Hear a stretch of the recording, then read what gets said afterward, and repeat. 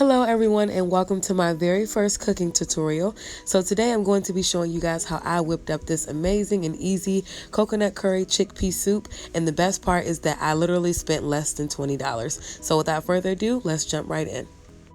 So the first ingredient that we will be using today is also the star of the show, our chickpeas. Now I use 2 cans and I also use this as my protein, guys, but feel free to throw in maybe some ground turkey, ground beef, or whatever other protein you prefer.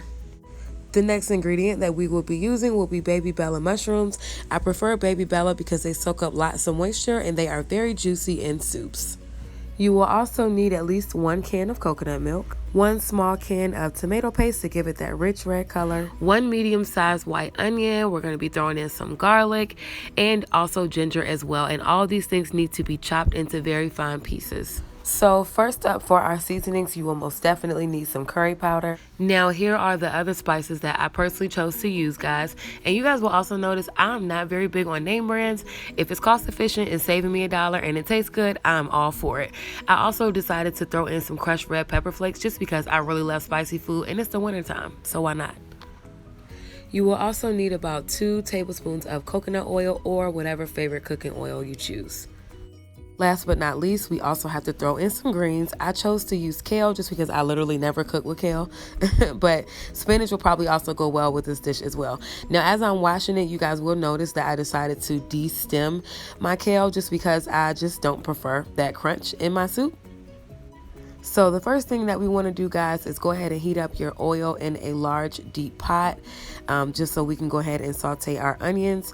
Now you want to make sure that you really chop your onions really fine, and also make sure that you cook them and caramelize them to a nice brown texture, which you guys will see that I did later on in the video. You don't want any strong or raw pieces of onion in your soup. So this really in total took me about 10 to 12 minutes for it to fully caramelize. So don't rush it, and definitely do not have your heat on high because we do not want to burn our onion either. So here you guys will see that my onion has started to caramelize. Again, you want to make sure that you cook it all the way through so that you don't have any raw pieces in your soup. And next, I have already added my ginger and garlic. And again, you want to make sure that you cook these things down very fine. As you guys can see, I've chopped it up pretty small. So yes, just continue to caramelize for a few more minutes before we move on to the next step. So once those things have pretty much softened up, we're going to go ahead and add in our coconut milk. And y'all, at this point, my kitchen is smelling absolutely amazing. And next, we are going to add in our tomato paste just to give this soup a nice, rich red color. Next, you guys are going to see me adding in about a cup of chicken stock. And the only reason why I'm adding it is because the coconut milk and the tomato paste are more on the creamy side. And I wanted a more liquid base that was not necessarily water because water is bland. Now you guys will just see me mixing in everything that I've added to my pot thus far, getting everything going. Now remember, your fire does not have to be very high. We do not want to burn this. It is not a rush. This literally took me about 20 minutes total to make this entire thing.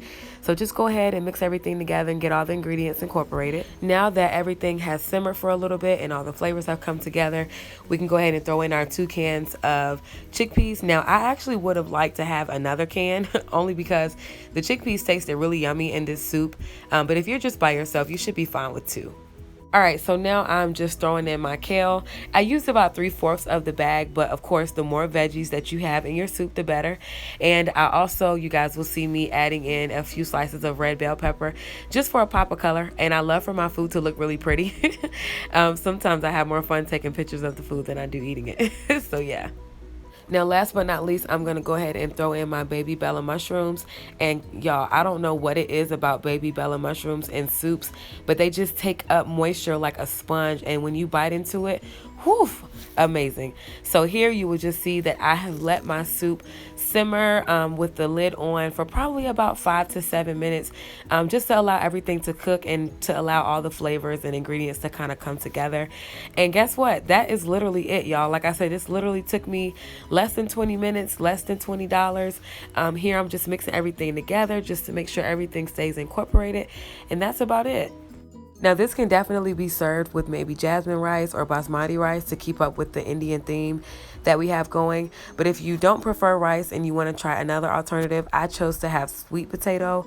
And it tasted just as yummy. I actually chopped up the sweet potato once it was done baking and added it inside of the soup. So that is pretty much it, guys. Now please make sure to comment down below if you decide to try this recipe and let me know how it comes out. Also tag me in pictures on Instagram. I definitely look forward to showing you guys other cooking videos and healthy lifestyle videos as well. Thanks everybody. Take care.